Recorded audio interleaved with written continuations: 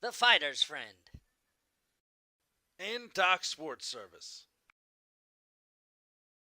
BW Sports One, sports media marketing and design. Check us out at bwsports1.com. It's another original BW Sports One production. pew pew.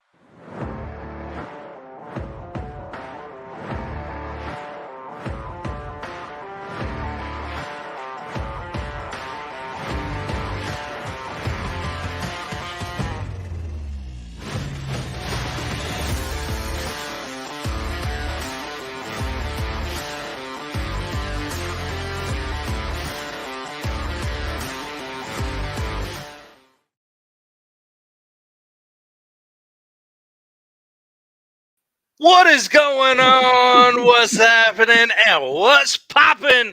That boy right there, he is the one. This boy right here, he's the lion. And together, we are the Dukes of Football.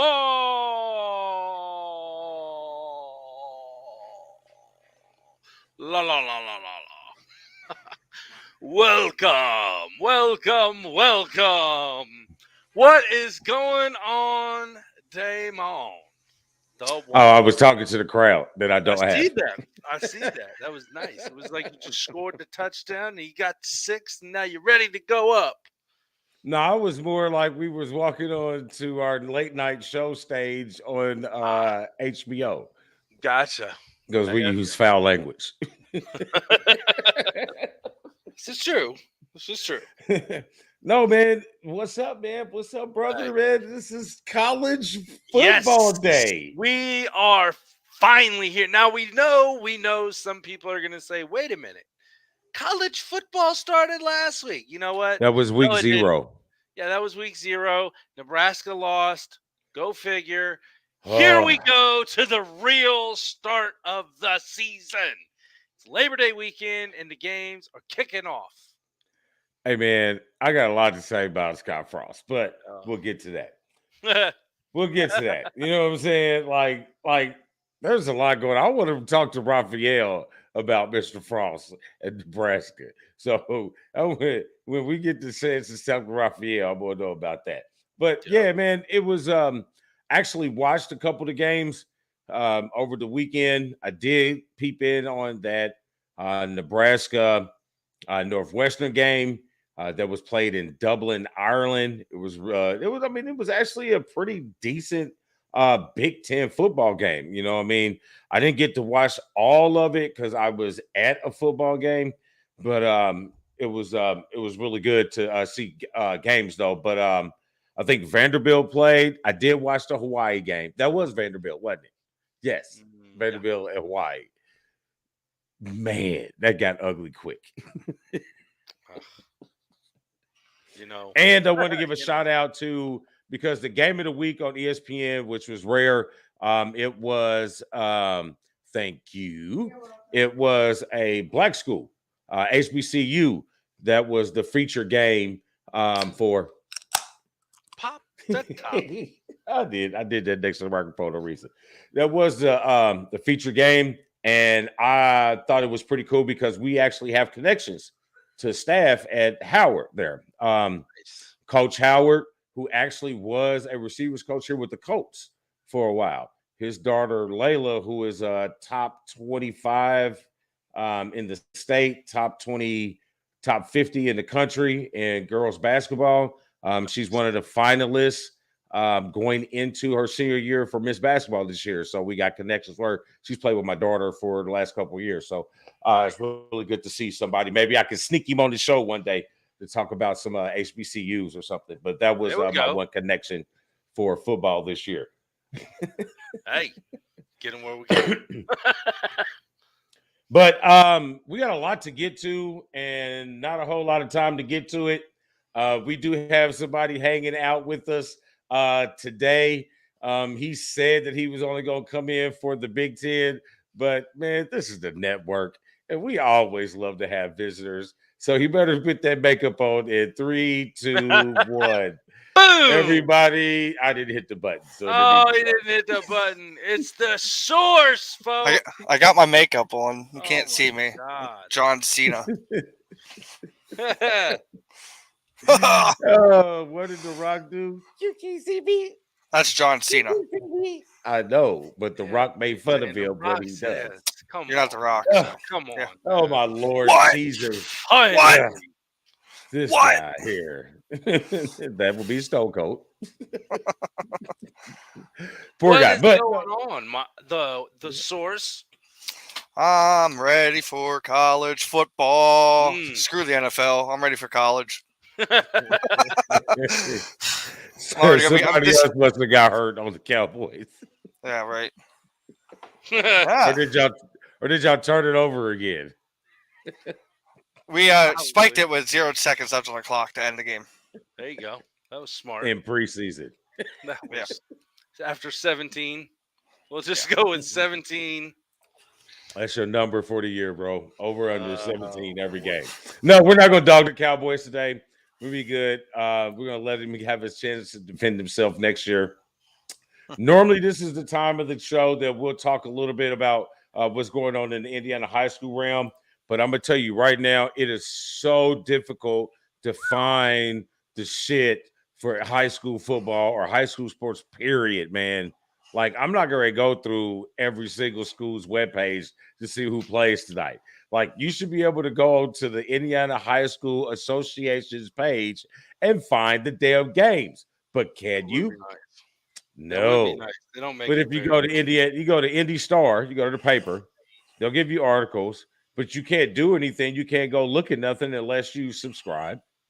None of the local TV channels on their websites, they got high school, but they ain't going to tell you nothing. I mean, it's like ridiculous. I'm over it. I need to plug high school football. I need to plug. I'll let you boy. We're looking. All right. So we're moving on.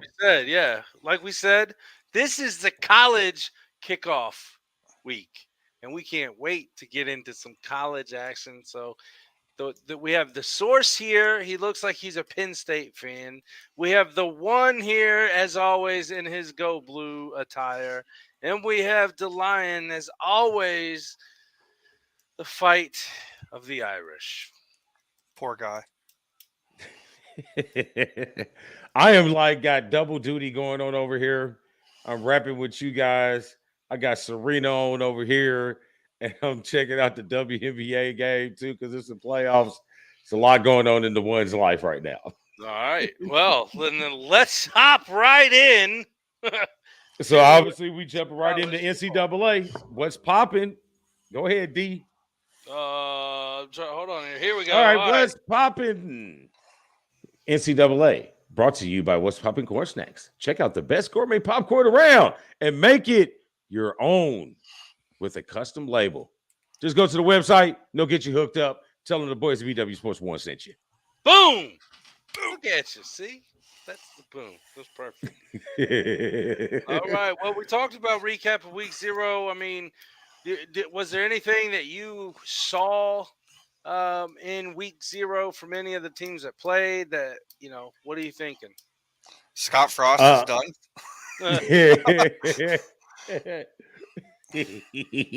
Which goes into another section of our What's Poppin' news in the NCAA. So let's get into it. Let's talk, because it's basically going to be about Scott Frost. So over under, does he finish the season as coach of Nebraska? No. Nope. I'm going to say by week 8, he's gone, just because I don't see them winning much of anything after that. We'll just call it a nice debacle in week 0. And didn't they beat Northwestern pretty good going out the end of the season last year? Yeah, they did. Yeah. So, yeah, okay. Yeah. Listen, I'm not a Scott Frost fan for one. If you want to be a fan of anybody from Nebraska, it was number 15, Tommy Frazier. But that's without standing. I'm not a fan. One, because he cheated Michigan out of an outright national championship in 1997 because his broke-ass coach was retiring. That is the only reason. It's been stated by everybody in everything that is everything. They just had a special on it. That is the reason why that game is the reason why we have the BCS championship series the way we do have it now. So you cannot have 2 national champions. That was it. That was the last one. And he sucks as a head coach. I'm sorry. Sounds like he got a terrible. little vindictiveness going on from the 90s. I'll give him to the end of October because if you look at what their schedule is from here on out, they play Oklahoma. We know they're going to probably get slaughtered in that game, so that's going to be a wash. But they play Indiana, Rutgers, Purdue, and Illinois in that span. So if they would lose all those Big Ten matchups, he's done. I mean, those are games you're supposed to win. So well, I don't really know about supposed to win Illinois because I did watch that Illinois game Saturday. I know it's Wyoming, but Wyoming was moving up, so they are a better team than what it looks. And Illinois looked really good. What was his name? Chris Smith is their running back. He's a shifty dude, and he can catch the ball. So Illinois is not going to be such as the run over as normal in the Big Ten. I'm not saying that they're a run over, but as a school that's supposed to be a powerhouse like Nebraska's supposed to be with Scott Frost, like they hype him up to be, that is just a game that you should win. Not saying you're going to win because we both know the Big Ten they can beat up on each other pretty easily. And being that it is a West Division game, Illinois will probably beat them. But you can't lose to Rutgers. And, I mean, obviously Penn State plays Purdue tomorrow night. But Purdue is not a slouch of a team either. But, like, depending on how the outcomes are of those games, are they blowouts, are they close, Frost probably won't make it past October. It all depends on what the scores are in those games, to be honest. Mm-hmm. Yeah. I mean, I can definitely agree with that. I'm sorry, D, but yeah. Go ahead. I could definitely agree with that. I don't see, like I said, I don't see him lasting past week 8 because, yes, he should beat Rutgers, but, who knows if they're actually going to. And if they lose to Rutgers, I think that might be the straw that broke the camel's back at that point, which is only like week, 4, 5? Something like that. I mean, Rutgers by name. I mean, we could talk a little bit more about the Big Ten here in a minute, but Rutgers is not. I mean, there's one of those teams that's making a turnaround. I mean, you get good coaching, good help backing from the athletic department, and you got a chance. It's not like Rutgers got blown out in the Big Ten like they did the first year. I mean, they're in games. They just don't have the horses. So eventually they're going to get the horses, but we'll get to that. And before we move on, when the hell has Illinois ever been a powerhouse in football in the Big Ten? It's been, man. It's been a while, but we've been talking about them for the past couple years now, kind of waiting, and now we're kind of seeing that. But now we're kind of seeing that out of them. Yeah, well, at least in the first game. Yeah, first game. You know what I'm saying? Yeah. So, but I mean, they went through a lot of coaches, Lovie Smith and everybody. So, we'll get back to them. So, something else that we want to talk about. So that knocks off 2 things. We can't talk about this conference realignment. It doesn't affect anything this year, but it's going to make a big play next year. And when we break down some of these conferences, I got some theories on who I think that are going to win these conferences based on who's leaving and who's staying out of these realignments. Right. So as of it stands right now, anybody got any issues with any of the adjustings or the adjustings that's going to be, because it's much more than USC, UCLA, Oklahoma, and Texas. I mean, like Cincinnati is moving, West Virginia's moving. There's a couple other schools that are moving. When's Notre Dame moving? That's the only question I have at this point. It's nothing against them, but at what point do you decide that you bite the bullet and join a conference, especially with the new TV deals that are coming out? Yeah, we'll wrap about Notre Dame here in a little bit too. I got them on the docket. They get their own special section. Own segment, yeah. They get their own section. You know why? Because they own. They have their NBC. Yeah, it's kind of like their own NBC contract for their games. Yeah, but didn't get their own little segment. With the new alignment that the Big Ten got, didn't they pick up NBC as part of their TV contract because they lost ESPN? Sir. That's they lost ESPN. They didn't lose. Yeah, they ESPN, left. Bro. Yeah, you didn't. Well, the Big Ten did. I know the Big Ten did not lose. Left ESPN.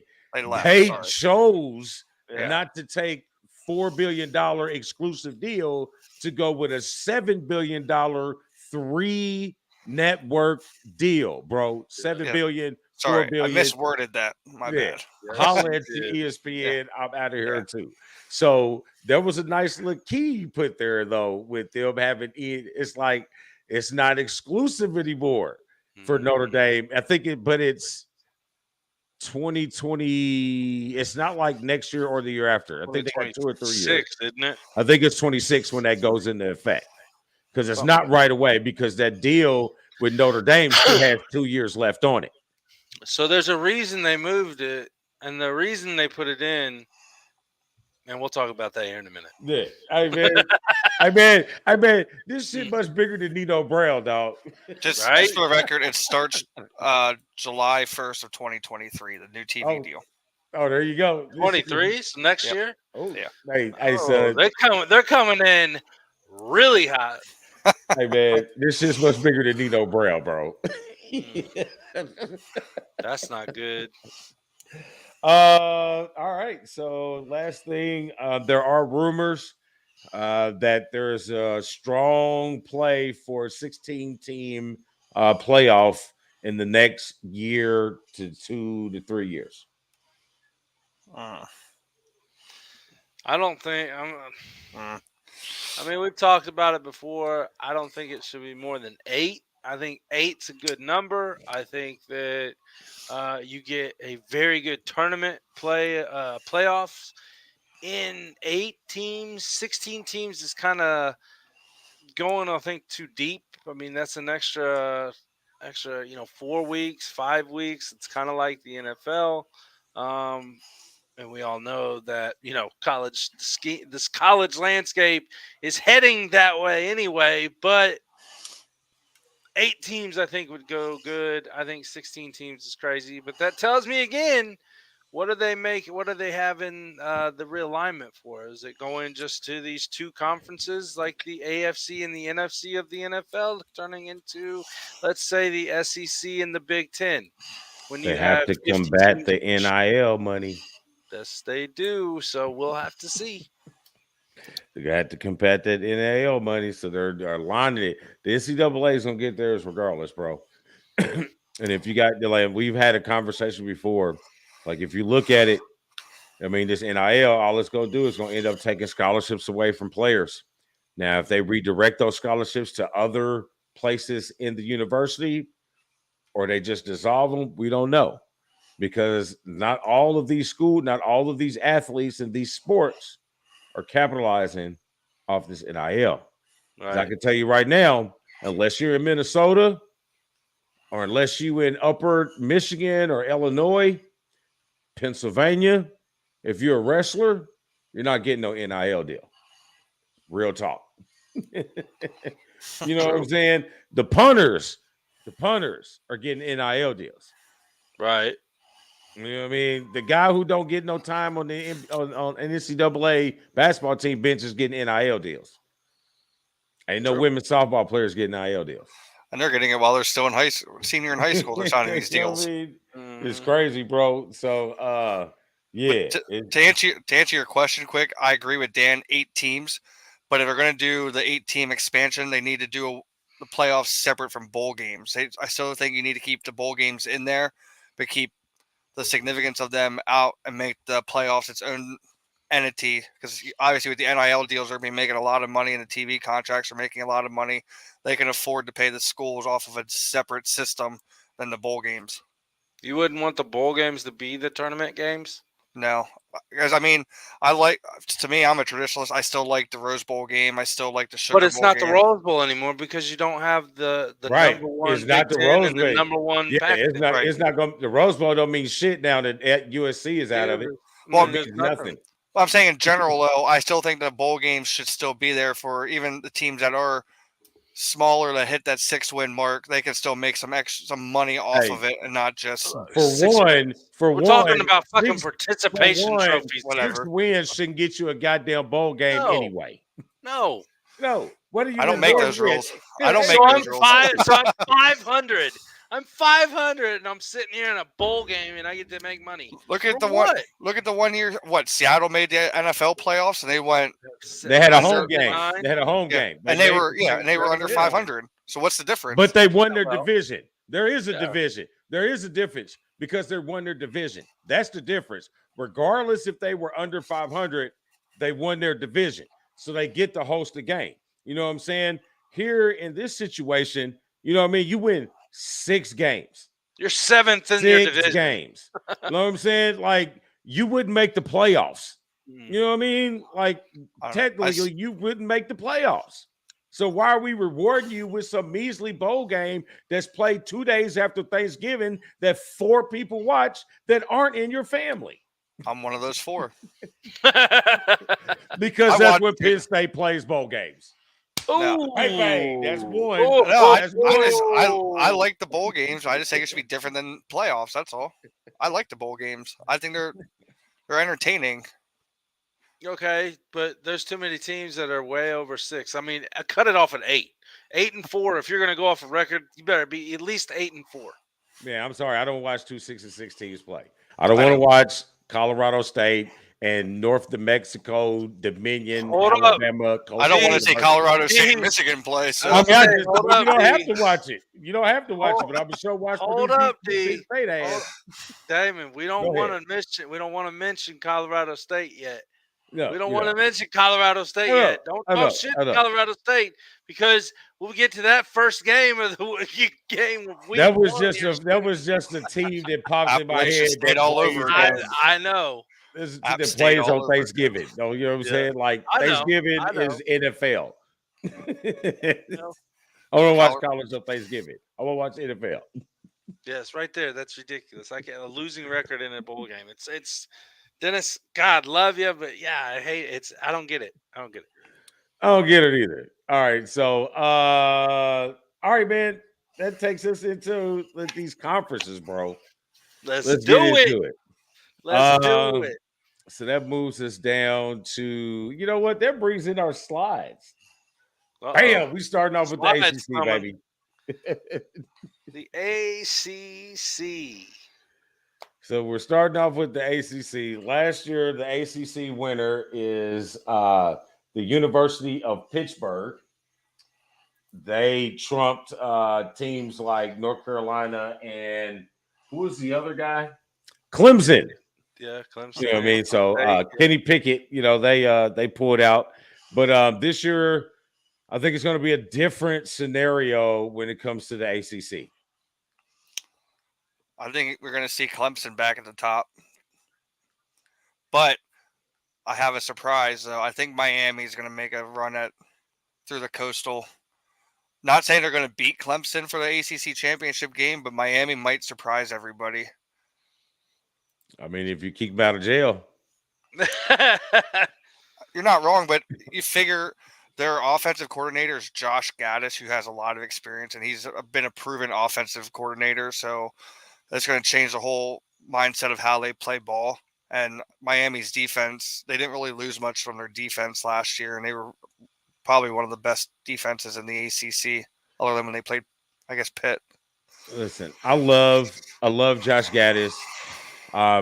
You know, he spent his last 4 or 5 years under Jim Harbaugh, sporting the Michigan flag.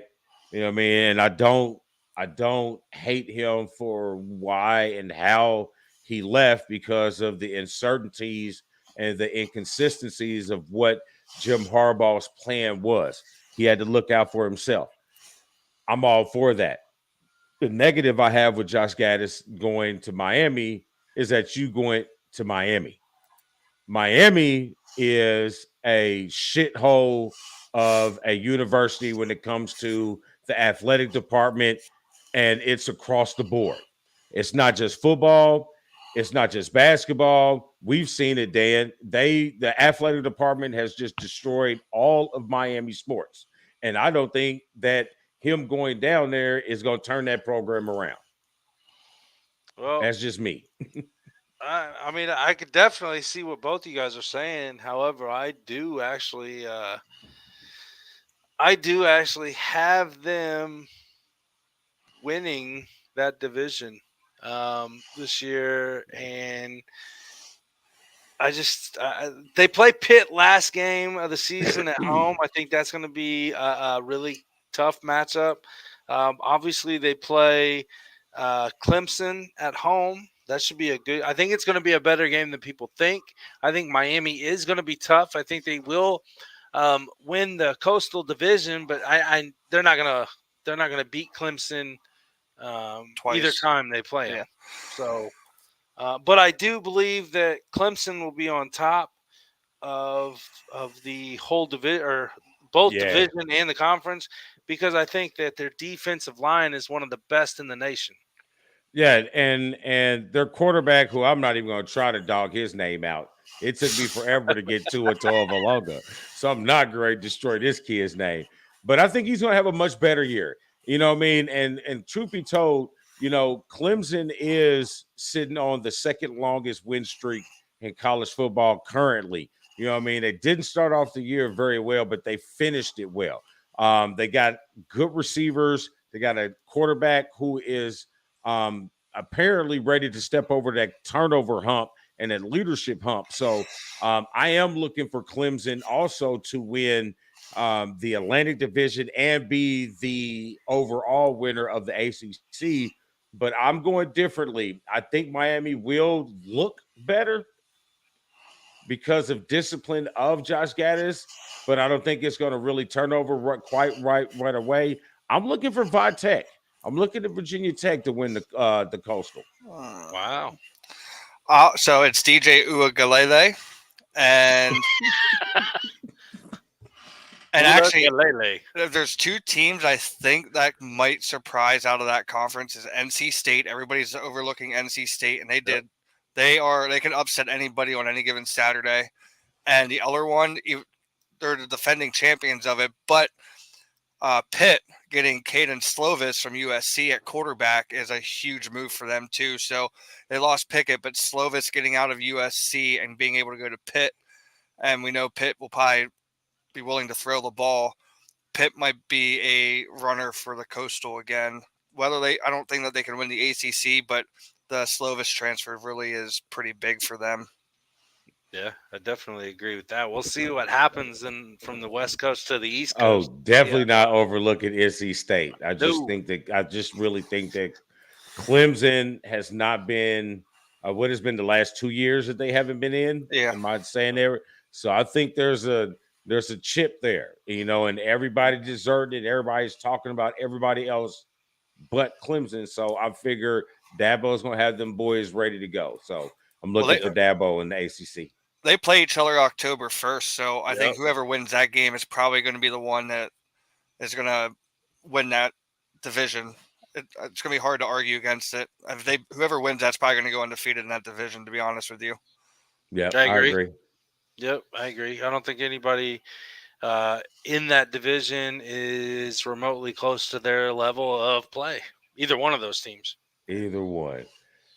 All right, so that takes us on to the Big 12. As you can see, I have the deserters up here. I got Texas and Oklahoma. I got the deserters up here because those are the two names that you most think about when it comes to Big 12 football at the present time. But as you can see, I have them surrounded by green. Baylor green. Yes, I got them surrounded by Baylor green. You know what I mean? I think the Big 12 is going to be a sneaky conference within themselves. But this is what I alluded to earlier. You got these deserters. You know what I'm saying? So you got these other teams like Baylor, like TCU, like Oklahoma State. Not Oklahoma State. Yes. Oh, no, it's not. Yeah, it is. Oklahoma State. You got teams like that who do not want – you know what I'm saying? Do not want Texas and Oklahoma leaving out their last year as Big 12 champs. Mm-hmm. I wouldn't. I sure shit wouldn't. You know what I'm saying? You feel what I'm saying? And the scenario came up last year when here in Indiana High School when the Mick kicked out Carmel and Center Grove, right? Yep. Because they was looking at other places. And then they come to find out the girls and the boys basketball still and the football all still won the MIC. Mm-hmm. So you put them out, and they won the conference in what 4 or 5 sports. Yeah, that's not. I would not want that taste in my mouth. You know what I'm saying? That's just me. That's just me as a competitor and as a conference. You know what I'm saying? Like, nah, you ain't gonna go out of here, bro, on top. Yeah, I mean, there's some good players on that team, on that Texas team for sure. Obviously, Oklahoma's always has been a powerhouse in recent years. Oklahoma State, I think they're going to have another solid year overall. They're not going to push towards the conference championship per se, but they're going to have a strong year. And they're not going to be 6-6 in a bowl game. They'll probably be 9-3 in a bowl game, something like that. I think that they're good enough to maybe sneak one by. I think they play Texas, maybe. Oh no, they play all of them. Baylor, Oklahoma. Yeah, they play all the way through. And Texas. With no divisions, they play all the way through. Yeah, I mean, Baylor's sitting at number 10. Oklahoma State is sitting at number 12. Yep. You know what I'm saying? OU, they're at 9, but funny, Texas is not even ranked. But listen, Texas is going to be loaded next year. Talk about Texas next year with the Manny boy and this running back they got right now. Man. Texas has probably one of the best running backs in college football right now with John Robinson. Hey, man, this dude is He's the best NFL prospect. Yes, he is the best NFL prospect in running back. There's a difference between NFL prospect and just being a hell of an athletic running back. Right. And don't forget, West Virginia is also in the Big 12, and they are also leaving. Yeah, but where are they going? They're not going to I think they're going to the ACC. Yeah, I think that's where they're heading. I think they're headed to the ACC. Well, I mean, we're a couple years behind what we really thought was going to happen in the Big 12, but I agree with you, Damon. I think Baylor is going to beat Oklahoma out for the conference championship, and we'll see what happens in the Final Four later on in the show. But I think Baylor's got this. Right, and a little update on tennis. We are guaranteed a 3-set match with Serena and the number 2 seed. She won the first set on tiebreak 7-6, but she is currently down in the second sets 2 games to love. Ooh. So I just wanted to say love. I was flipping back and forth between Baylor and Oklahoma, and I think I'm sticking with my pick of Oklahoma only because Baylor has to go to Oklahoma and play them in November towards the end of the season. Yep. So if it was the opposite, cold in Waco. If it was opposite and they were playing Oklahoma at Baylor, I'd probably lean more towards Baylor. But it's kind of hard to take Oklahoma against Baylor at home, like not root for them or think that they're going to win it. Hey, don't Oklahoma got a new coach too? Brent Venables.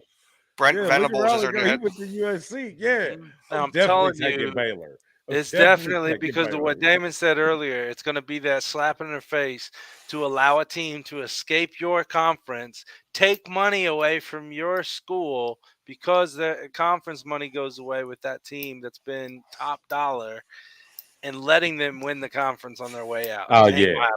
Testicular fortitude is coming out on this one, buddy. I mean, if Baylor wins it, it's going to be close between the two of them. And I would even sit here and say, like, you're talking about West Virginia. They got that JT Daniels that came in. Mm-hmm. I wouldn't be surprised if he puts up some numbers because West Virginia the coach is on the hot seat, but JT Daniels can throw the ball. He's a smart quarterback, and I wouldn't be surprised if he goes over 30 for touchdowns thrown this year. Well, maybe pushing 40. It's college. He should. Yeah, but having to play Oklahoma and Baylor and stuff, he can. If he's going to throw multiple touchdowns in those games, and he also has to play TCU and Texas Tech and Kansas and Iowa State. He'll make all that shit up. Yeah. On Kansas. Right. Just on Kansas alone. Because we all know the Big 12 has zero defense. Hey, flip the basketball is different. But hey, the source goes with old traditional Oklahoma on their way out, and both Dan and I go with Baylor on the Big 12. So that takes us to the Big 10, baby. Here we go. Well, I'll just bow out of this conversation for a little bit. No, Y'all I'm have not. fun. Hey, listen, I'm not going to Penn State. I've never had really issue with Penn State. For one, Penn State is real, no disrespect, but Penn State has never really been on Michigan's radar when it comes to order of operations. You know what I'm saying? It's OSU, Michigan State, Minnesota, and Notre Dame kind of flip-flop depending on what year we play Notre Dame. You know what I'm saying? Because those are the games that we have jugs with. We have grudges with, so to speak. So no disrespect to Penn State. Oh. I think they're I've always been a Joe Pa fan. You know what I mean? I even like the dude they got now because he's Franklin. He's a little, you know what I'm saying? He got a little edge to him. You know what I'm saying? But I just think they need a little more horses. As you can see, this awesome picture right here with me and the chef right here in the big house. You see how close we are to the goalpost? I'll say it every I've been year, there. dude, that place is freaking huge. I've been there. Me too. Yeah, man, it's exhilarating. But anyway, and this is who won the Big Ten last year. You know what I mean? And this is who everybody is talking about down here. Yeah, and that's the place where my team plays their first game at. I'm not giving them nothing. They lucky they got this a little bit. Wow. Could have sent you a picture from the Whiteout game, and you could use that instead. It's just great. Like, oh man. Hey, but real talk. Hey man, that team is really good, man. Yeah. Yeah, I mean, all three of us hate saying it, but yeah, Ohio State is good. I mean, that team is really good, and not just on paper. I mean, that team is really good, but there are question marks. Well, the three question marks are their quarterback C.J. Stroud, their running back Travion Henderson, and their wide receiver Jackson Smith. Not even going to say it because I don't know how to say it. The source can come with it here in a minute. Jigba. Pronunciation. What? Jackson Smith Jigba. Jigba. Yeah. The N is silent. Listen, there is three loaded. Heisman possibilities on one right team. there. And that's why neither one of them are going to win the Heisman. That's just a preview for our picks later on in the show. But that was good. That was. Listen, they're loaded. But all of their question marks are the exact same on defense. You know what I'm saying? If Notre Dame has a chance, they got to score points. You know what I'm saying? If they got a chance, they got to score points. But here at the Big Ten, it's going to be a little different because these teams are getting more matched with them, like Michigan State, like Minnesota, like Penn State, and Michigan, who are starting to open up their offenses, keeping the traditional banging of the gridiron with the big guys with old school Big Ten football, but they're opening it up where they're going to be able to compete when we get to bowl games and Final Fours with the SEC and the ACC as how far spread open those conferences like to play on the field. So I think that OSU is going to have to figure out what they're going to do on defense because Michigan's offense is loaded. It doesn't matter which quarterback you pick. Their offense is loaded, and their number one receiver comes back off an ACL tear from the first game of the last season, Bell. So you got to watch out for them. Let me see who else in that division. You got it in Penn State. You got to talk about them because if you look at it, Penn State was number one in that conference. You know when OSA lost to Oregon, Penn State was one. Penn State was one until that quarterback got hurt. So you know what I'm saying? So he's back healthy 100%. So you can't leave out Penn State. You know what I mean? I don't want to say it like, hey, Penn State, but they're going to be difficult. Offenses that can score, you're going to be able to compete with Ohio State because their defense is unproven. But you got to score because they're going to score. Mm-hmm. I can't speak for Michigan on this, so don't. This is not anything against them. The one thing that is different between Penn State now and the Penn State teams we've seen in the past, and there's a lot of talk amongst some of the veteran players there, they have more depth than they've ever had. So guys aren't having to go out there and play 90 snaps a game. Like their running back core, it sucks that you can rotate 5 running backs in right now because they just brought in the top running back in Pennsylvania, Nick Singleton, as a freshman, and he's probably going to get some playing time. You got 2 5-star freshman quarterbacks sitting behind Clifford, plus they had the kid from last year that filled in for him that did really well. Even the wide receivers and all across the board, they actually have depth compared to what they've had in the past. So again, I can't speak for Michigan because I think Michigan probably has the same. Losing Aiden Hutchinson on defense, which is big. That's big shoes to fill for them on that side of the ball.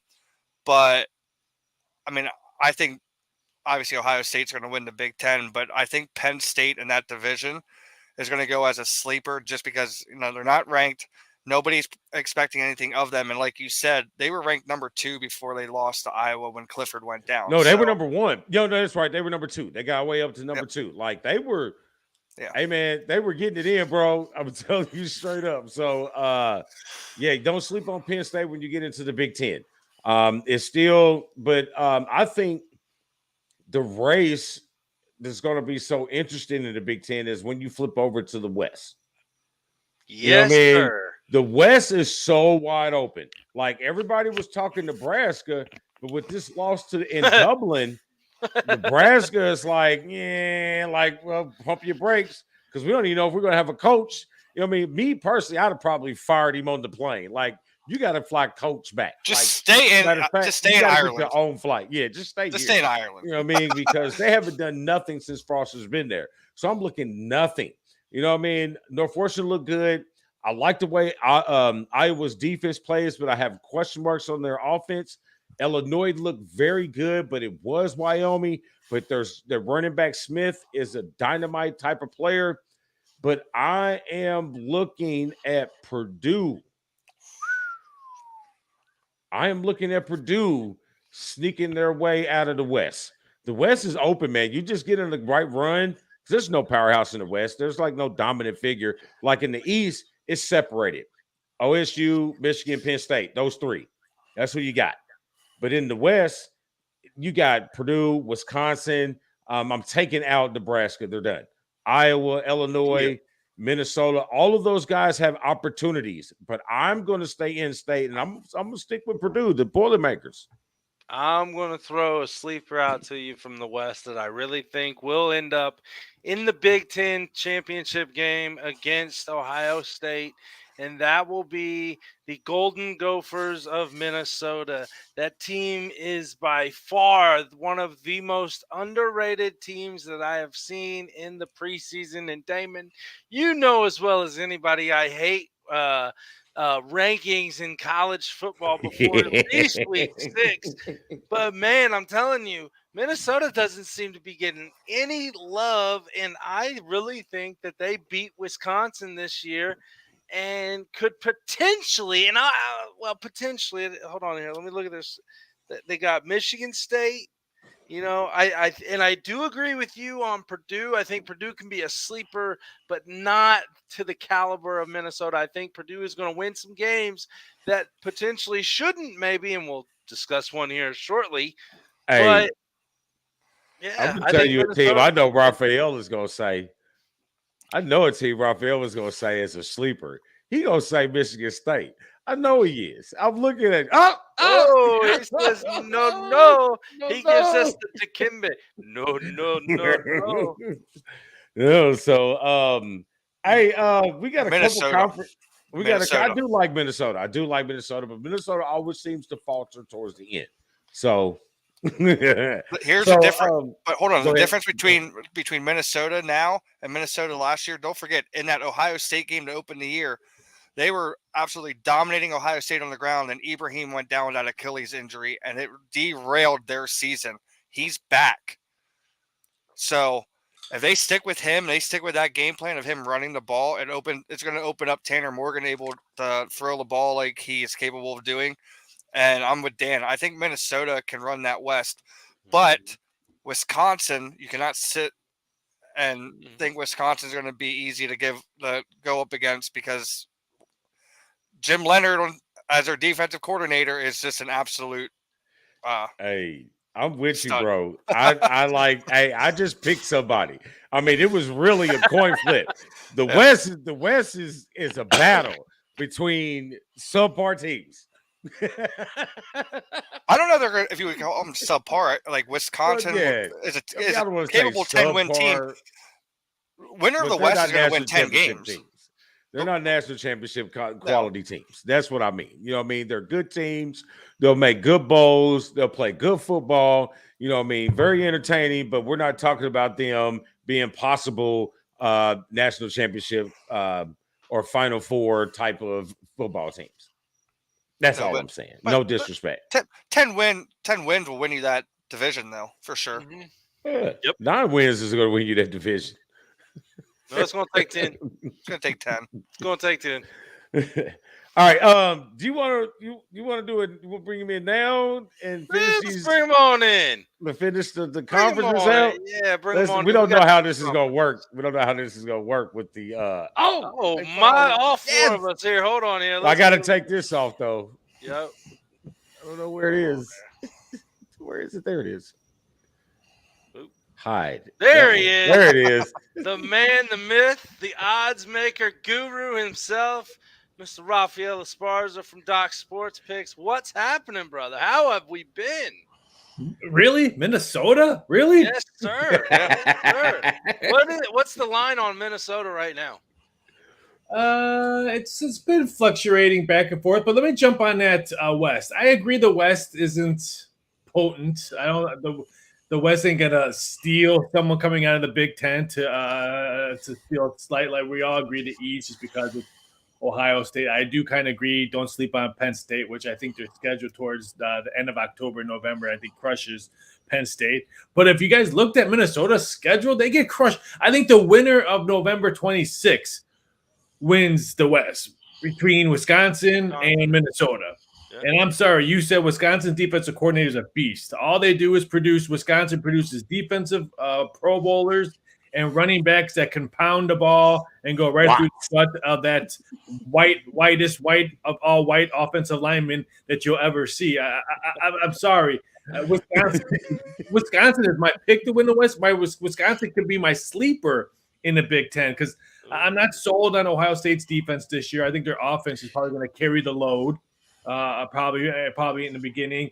Michigan takes a really, really big step backwards just because all their studs are in the NFL. I mean, if you're Michigan, you really can't be upset if you're not going to capitalize like you did last year because all those defensive studs are playing on Sundays. So it's I don't want to say rebuild year, but it's a year. Well, you had it last year. Now you have to regroup and maybe next year, which I think next year to be a really good team for Michigan. But I'm sorry, Wisconsin is the team that I might be sleeping on all season long to maybe surprise Ohio State. Maybe. Ooh.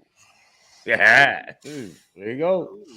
That's why we bring him here, folks. Rafael Esparza. And Nebraska should be downgraded like English Premier League soccer. They should be downgraded to like the Sun Belt or NAIA. Division 2. Yeah, Division 2. They should be playing. Deion Sanders may want to bring them aboard, all that, because he's all flooded in Mississippi. Maybe he joins the Big Ten. But yeah, it's first of all, I don't know how they were double-digit favorites. Maybe Nebraska 1990 double-digit favorites last week, but Nebraska 2022, it should be a disgrace. We should trade Nebraska for like Oregon State or Colorado. Nebraska was probably double-digit favorites for first half of their games, and then the second half is when they tank. But you know what? We're bashing them, and it would not be shocked since you guys were all over the Golden Gophers jocks the other day. Nebraska beats Minnesota. Was it November 5th or whatever? Nebraska wins, and we all look like doofuses. I hope. Hey, we had an over under of what? I think what was the number 7? 7 for Frost staying coach of Nebraska. 7 games. Well, if he loses again early, I think he's done. I think they just rip the Band-Aid out and say, too bad, too sad. So I would, if I had to bet it, I mean, granted, I think they play North Dakota next, Georgia Southern, but then they go to Oklahoma. If he loses by Oklahoma by 40 plus, then I think they can him and they start off really the Big Ten schedule with IU. I think they start off with a brand new coach. If he loses badly, or if he loses to North Dakota or Georgia Southern, then of course. But if he loses by 40 plus to Oklahoma, because I think that's in their backyard, if I'm not mistaken. It is. If that's an ugly beatdown, then Scott Frost would be on my couch watching college football on Saturdays. Might be coaching high school football on not even high school. Friday nights. Yeah. Pop Warner, he'll to flag football, something. YMCA tag league. So let's get on out of the Big Ten and let's jump over here to the Pac-12. Again, this is another conference where that pride factor is going to come in with the deserters leaving. You know what I'm saying? And these guys who's left behind fighting not to let them go out with conference champs. You know what I'm saying? So you got USC, USLA both heading out. And the two teams that are poised to hold them from winning conference championships will be the Ducks and the Utes out of Utah.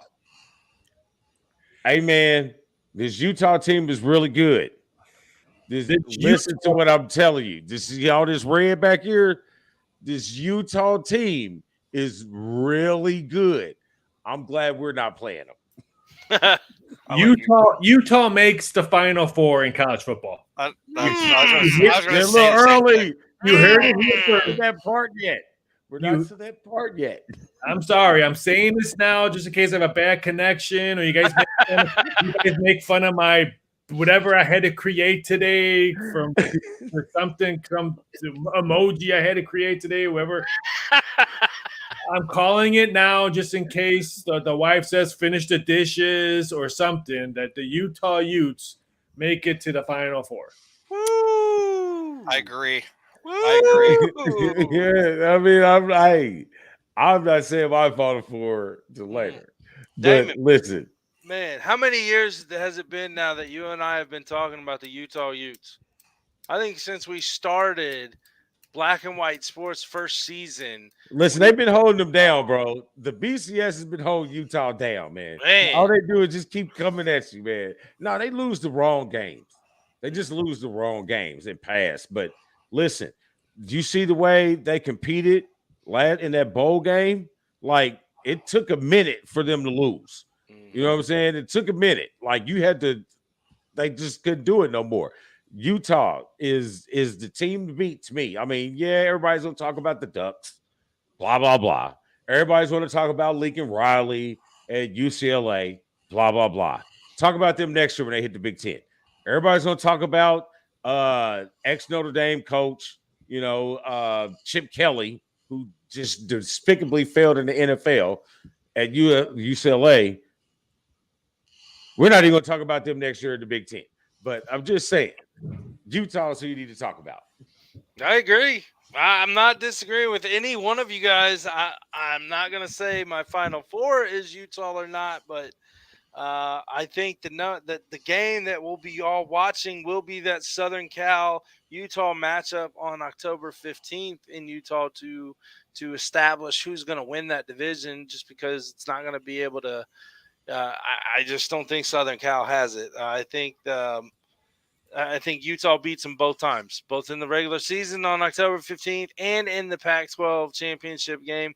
I don't think anybody in the Pac-12 has what it takes to beat Utah.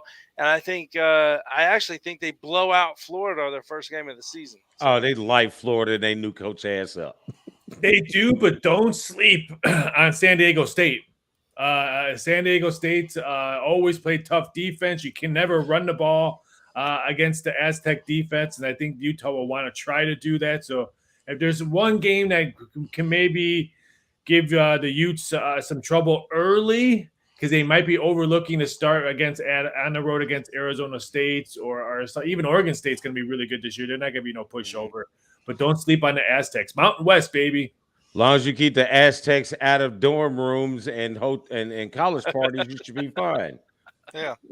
And they took their playbook from Missouri.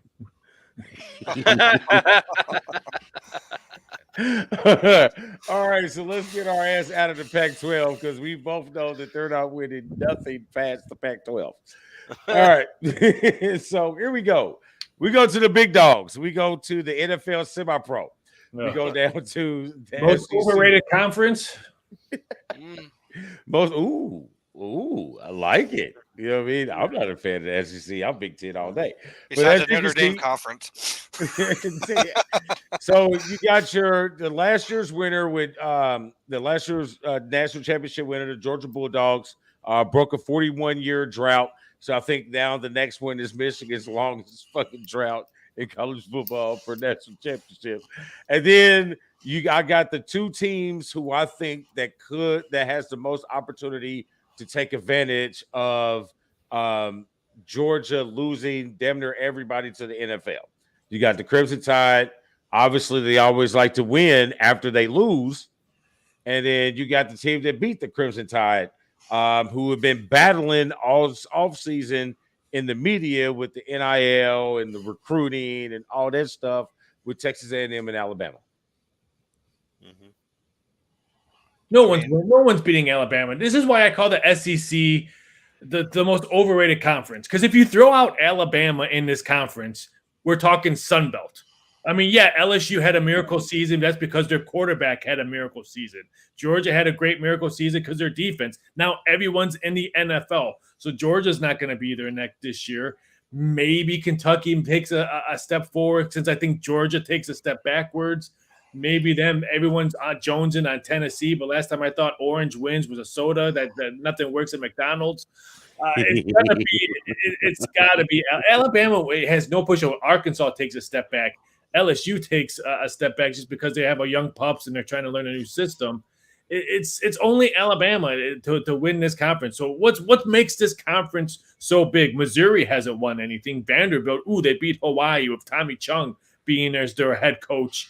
If you had people transferring out of Hawaii to go to North Dakota and South Carolina State, then something's wrong. Because last time I checked, it snows there and it's sunny in Hawaii. So I want nothing to do with. This is the most overrated conference I've ever seen. Just because you just throw out Alabama and they're nothing.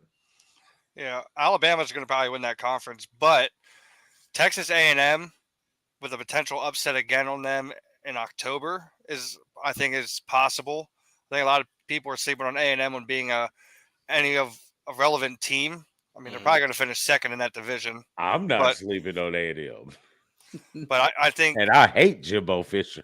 But I think there's a team that can possibly beat Alabama. Is going to be A&M. A lot of people are saying that Alabama is going to slaughter them, but I think A&M can probably beat Alabama. Is it going to happen? No, but I mean, Alabama's going to win that conference. Yeah, but their schedule in October for A&M is brutal. They're on the road against Mississippi State. Then they're on the road against Alabama. Then they go to South Carolina. And then they end up October at home with Ole Miss. So it's not they have no cupcake in the month of October. So I would not be shocked if they maybe could lose 2 of those games in the month of October. So their schedule was not, I would say, yeah, A&M all the way, but their schedule was not kind to them. And then they end their season with LSU. So you figure Brian Kelly will have his elite system kind of okay by the end of the year with these kids not playing as freshmen. Now they're pretty much sophomores. Or at least his accent.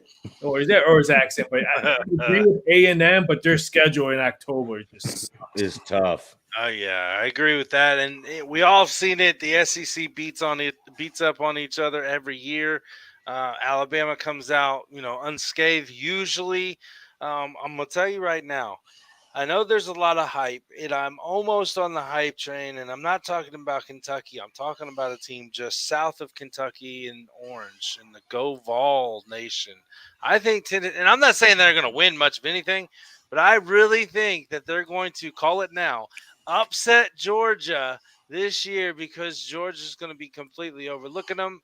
I think injuries may play into it, and they'll lose that game. Georgia will lose at least one of these games coming through the season against somebody that they shouldn't. And Tennessee could be that scary team to sleep on. Tennessee will score. So if you can get anything 60 or under totals, you just bet it over. This total against Ball State opened up at 70 over the summer. It got bet down to, I think, 67 and a half. But if you like defense, don't watch Tennessee Vols games because you're not going to see any around. Yeah, it's like a Big 12 game. It's going to be like watching arena football on ESPN2 with Golick and then when they used to call it. I remember that. All right. So now we need to give Dan his moment because they are not associated with any conference. And you notice we haven't talked about them one bit except for the beginning.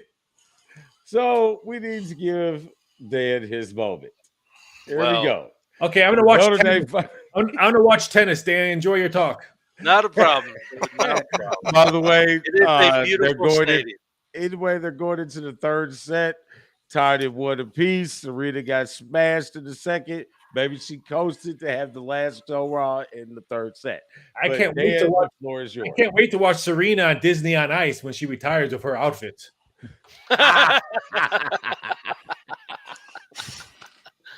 Oh, man. All right, so there's so much to talk about when it comes to Notre Dame. The reason why we got them separated because they're separated.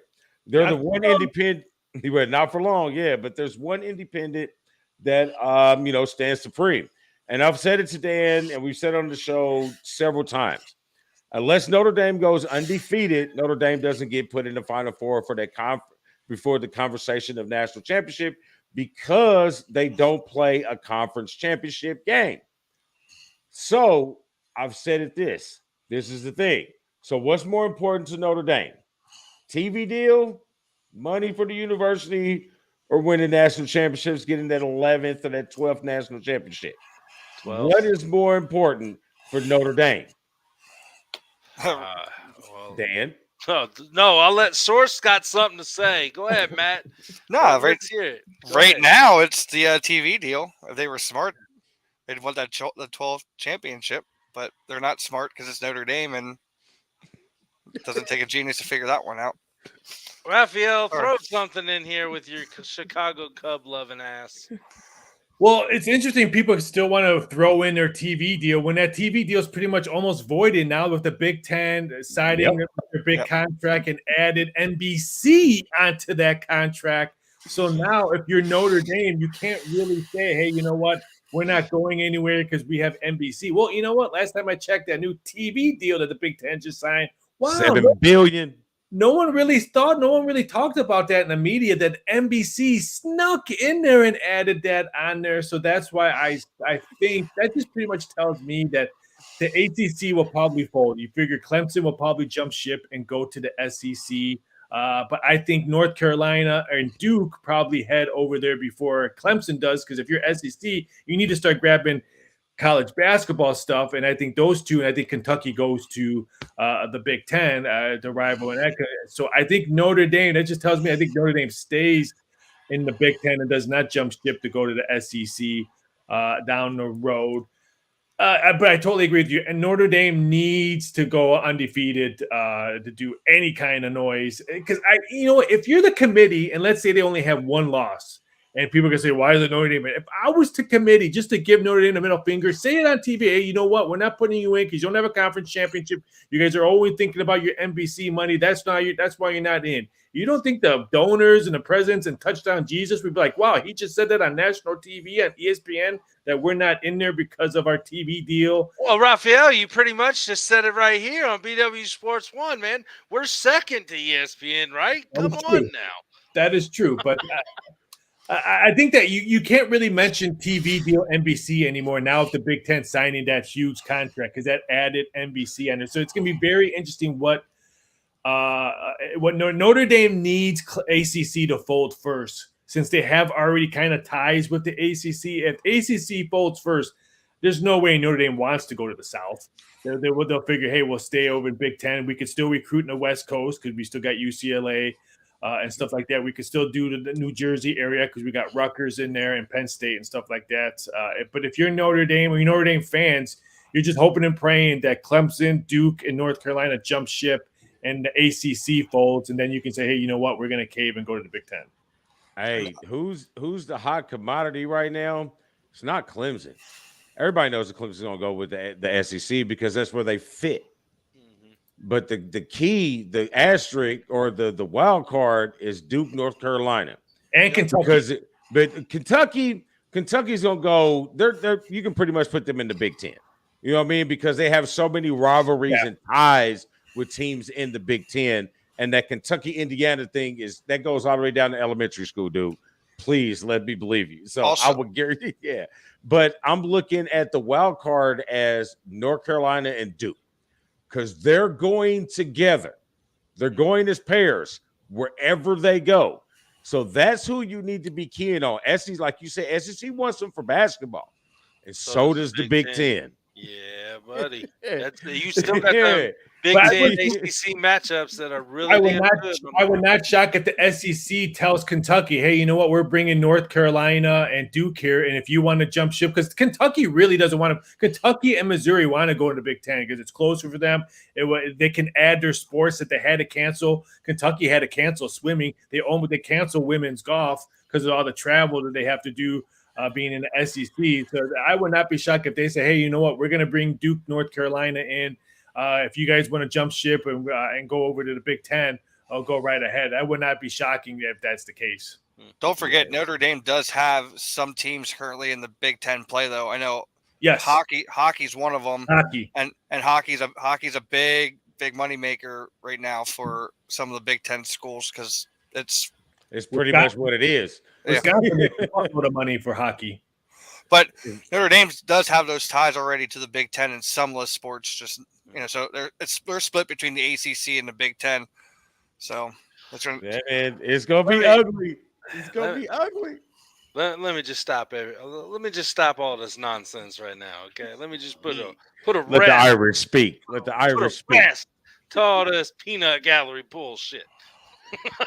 I will say, obviously, that first game this weekend at Ohio State at the Horseshoe is going to be one that I'm looking forward to, but not looking forward to. And we'll talk about that here just shortly.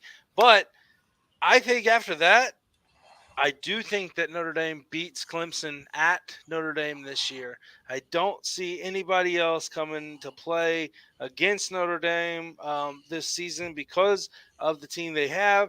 It does suck. I mean, I wouldn't want the pressure of my first two games being the coach of Notre Dame, being your bowl game against Oklahoma State, and then following up with your first regular season game against the Buckeyes of Ohio State at the Horseshoe. That kind of sucks. There's a lot of pressure on him. However, if that's his only loss and they run the table against Clemson, BYU, Southern Cal, and all the other teams that they play, it should be their only loss. But that only puts you in New Year's Day Bowl, New Super Six. But I mean, and that's the punishment. But I think Notre Dame is going to be a really good football team. You're just going to lose to the first game, and that sucks because I hate anybody who loses to that putrid school.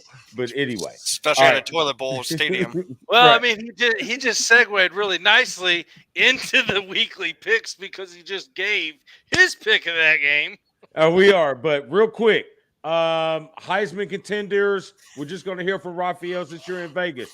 Tell me who our Heisman contenders are outside of Stroud and the defending Heisman Trophy winner Price out of Alabama. I always tell people, if you're going to bet the Heisman now, why would you bet any of the top three, Stroud, Williams, and Young? Because you're not going to really get good numbers on them. Yeah, Young is at plus 525. This is when you kind of want to swing for the fences because you know there's going to be some Heisman no one talked about in week 4, 5, and 6. They're just blowing up numbers, and if you're sitting on a 50-1 ticket, let's say on Will Lewis or Jackson Dart or Quinn Evans and stuff like that, who are both 50, 45-1. Anthony Richardson at 35-1, I think is a nice steal because I think he could start off strong and put up some big numbers. Do I think it's going to be the top 3? Strode, Williams, Young. They'll be invited. They'll probably be up there. But this is one right now when you can make money, because if you just get your name to New York, then you could probably hedge off that ticket, because you're sitting pretty with a 50-1 ticket, and maybe you're not going to win it, but at least you can hedge off your ticket and say, hey, you know what? Then I'll bet Stroud, Williams, and Young at the Heisman favorite and all that, and get my money back because you're sitting on gold at a 50-1. So I always tell people, don't just look at those 3, Strode, Williams, and Young. If I had to pick it, it's probably going to be Young, because I think Alabama and everything that they've done fighting with coaches and I just think Alabama is just going to be really, really tough to beat. And they're going to put up some really, really lopsided numbers on offense, and I think they're going to not just want to cover spreads, but maybe double cover spreads. All right, so there you have it for the Heisman perspective. Get your bets in on my bookie. Get them in. .ag. Just because we're running low, we're running a little over, so I want to get through it so we can get to our picks. So one quick question, Dan, your Final Four and winner. Final Four: Alabama, Ohio State, Utah, Notre Dame. I gotta give them credit for that. I mean, honestly, if I'm gonna pick the winner right now,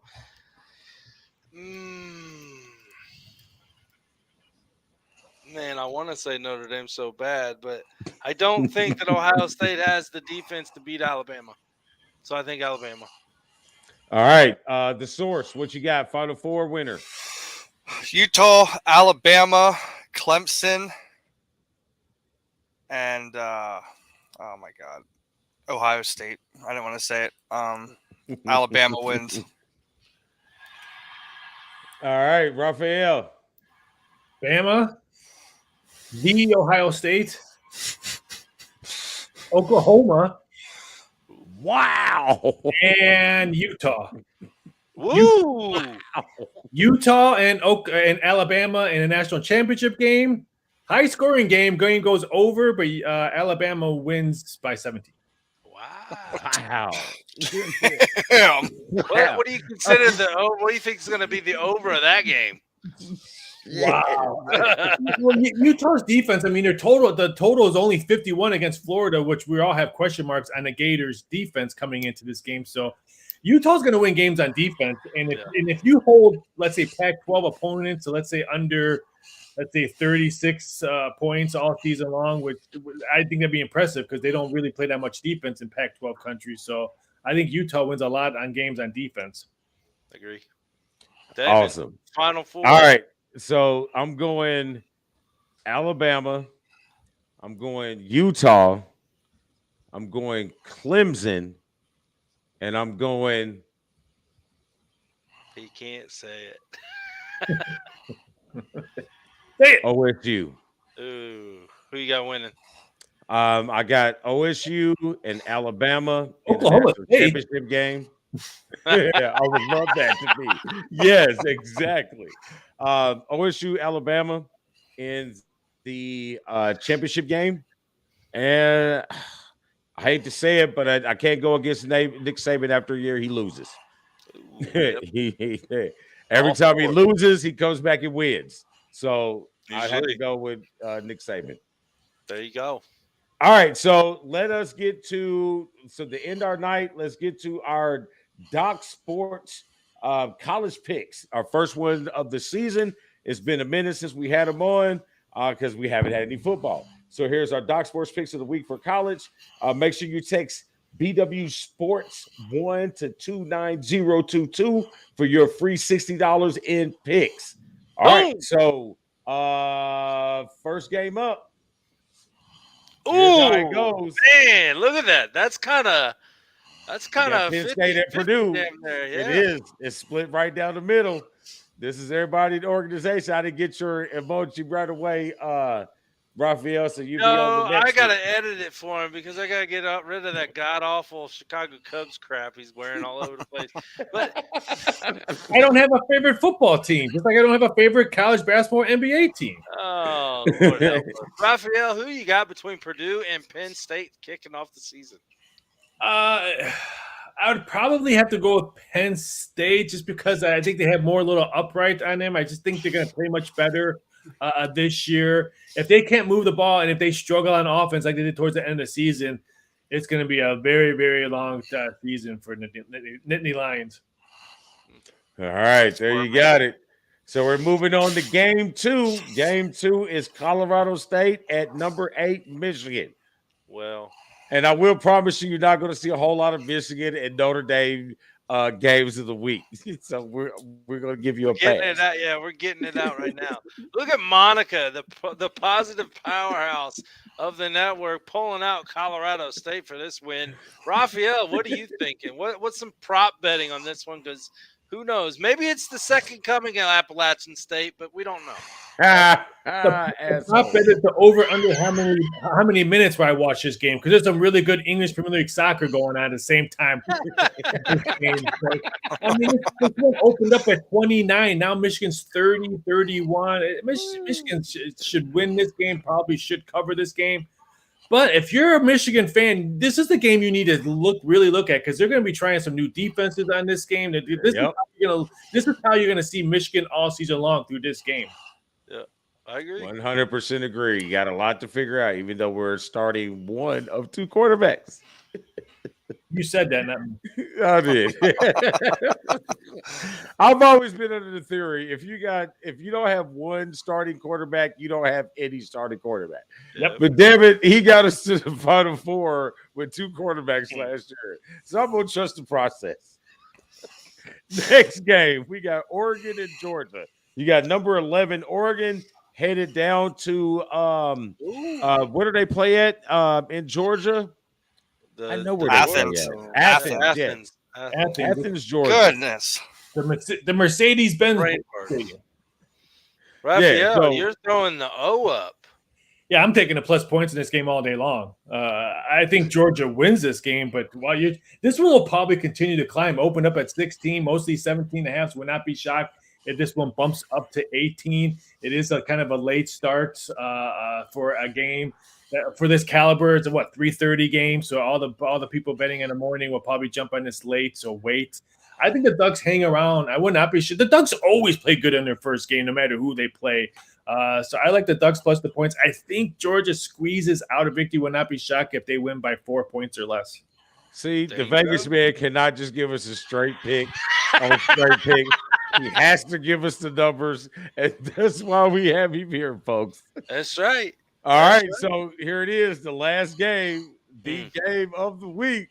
Woo, it's a clean sweep, baby. It's a clean sweep. Notre Dame, Ohio State. All of us think Ohio State was going to win, but Raphael, before you say anything, I think this started at 17.5, and I'm going to tell you right now, I am taking the Notre Dame Fighting Irish in the points with this one because Ohio State. Yes, because of 1, Ohio State's defense is sketchy, and 2, Ohio State starts off slow, and Notre Dame always plays to the caliber of their opponent. Raphael, drop the mic on us.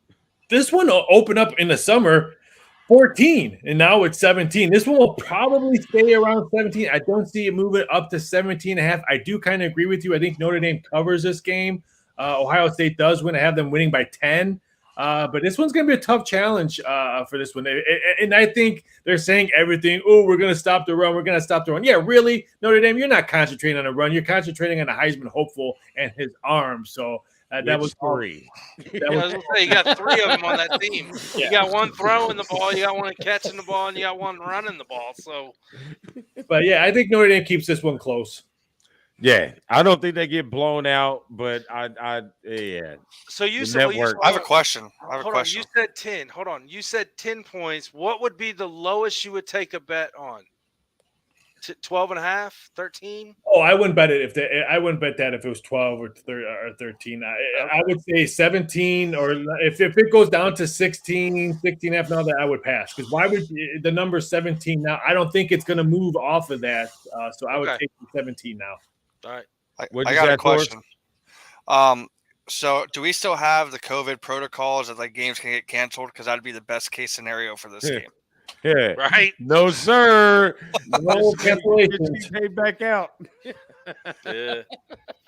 No love for Notre Dame. Not this week. No. God love them. That's my Irish, but I do not see them winning Yeah. this game. If they This was do, for the it's going Irish. to be the luck of I the can't- Irish. I can't wait next week to talk about that Pittsburgh Steelers emoji on there because they're my sleeper team of the week. And bet the total season wins over for Pittsburgh, 7.5. Praise Jesus. Praise Black Ooh. Jesus. Raphael just dropped the Ooh. mic. He dropped his mic for next week's NFL Ooh. Super Show kickoff. Oh my God. I love it. Oh, my. Raphael's the man. Hey, we ran a little late. We want to give thanks to the source for hanging in with us today. We want to give thanks to Raphael to joining us all the way out from unflooded Vegas now. Hold on, aren't you down in? You're in the Big Easy right now, right? Yeah, I'll be in a Big Easy pretty much all football season. I'm part of the New Orleans Saints post game show at Caesar Sportsbook. So Give it a shout out. Come on, Raphael. Where can everybody find you? Yeah, you can find me over on Twitter at VSI.Sports. You can find me on Instagram, Raphael Esparza. Like I said, I'll be doing a lot of stuff with the NFL this year, especially with the Saints and Caesar Sportsbook. So check me out. That is wonderful. Well, that gives us that's all we got for the kickoff show for NCAA. Make sure you tune in. I think there was actually a game tonight. Make sure you tune in to all those games tomorrow. We got a loaded weekend, no NFL. Remember that we got our NFL picks added to our college picks next week. And just for the record, on our way out, Serena is up in set 3 in the blah, blah, blah, blah, blah, blah, the U.S. Open. So there we have it. Thanks, Raphael, Dan, the source, the rest of the crew at the BW Sports. We are out of here. And as always, Damon, tell them what do we do? We keep indie sporty, baby.